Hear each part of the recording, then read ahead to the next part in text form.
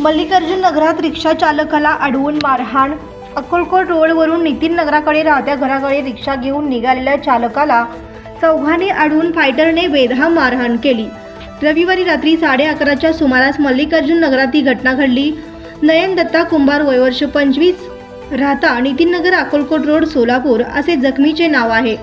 यातील जखमी रविवारी रात्री घराकडे जात असताना चौघांनी अडवून अज्ञात कारणावरून फायटरने डोक्यात प्रहार केला व तसेच सर्व अंगाला बेदम मारहाण केली। यात जखमी झालेल्या तरुणाला रात्री वडील दत्ता कुंभार यांनी येथील शासकीय रुग्णालयात उपचारासाठी दाखल केले।